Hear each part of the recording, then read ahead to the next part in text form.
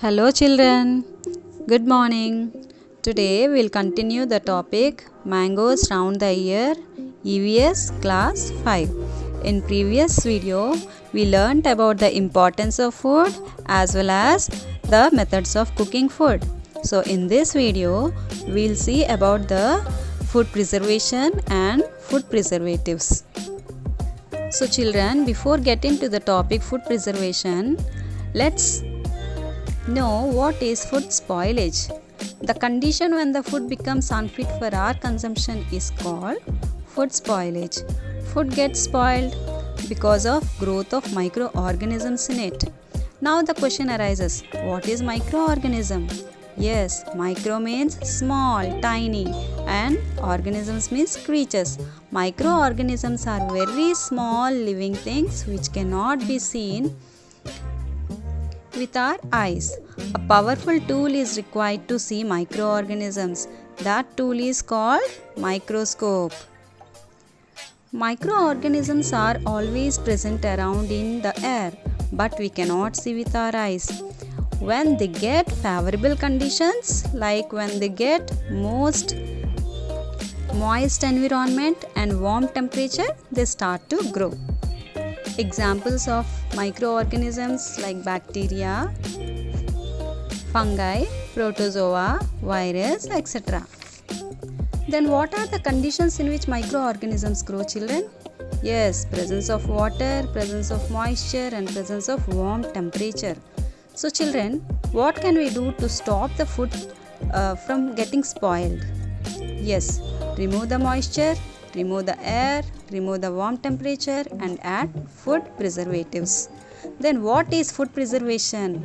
The method by which we can delay or prevent the food from getting spoiled is called food preservation. Okay. So children, food needs to be protected and preserved from getting spoiled, isn't it? Both cooked and uncooked food can be stored to be used later. So as I said, the storage of food to prevent it from spoiling is called preservation of food. Food is preserved in different ways, children. Do you know the methods of food preservation? Yes, here are some. Freezing, drying, pickling, adding sugar, adding preservatives, canning, oiling, salting, pasteurization, vacuum packing. Here we are having a question. What is pasteurization?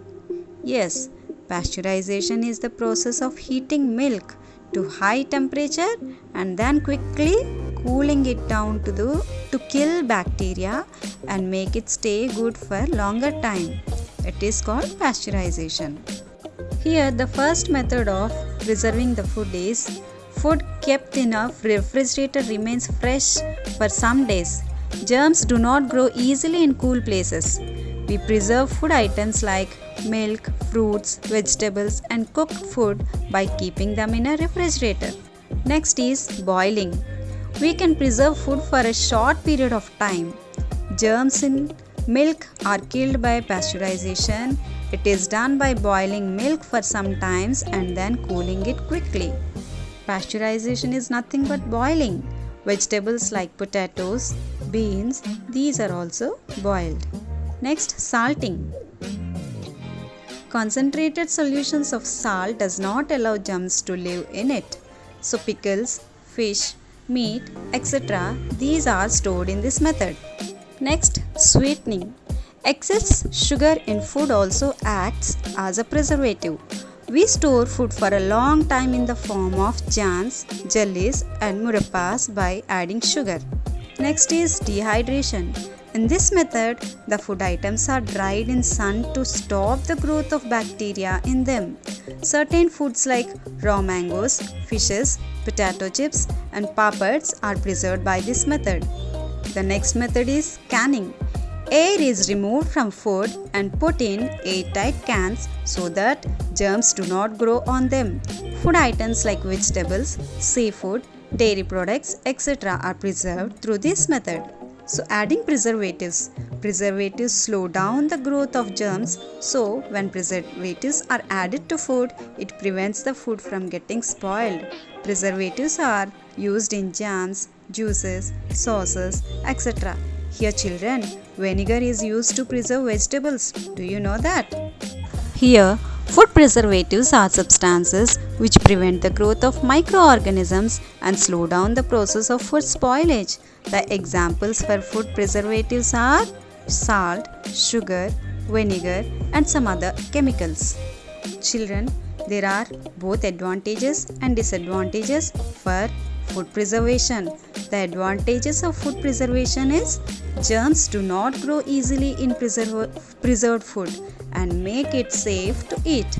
Preservation enables us to enjoy seasonal fruits like strawberries and mangoes even during the off season.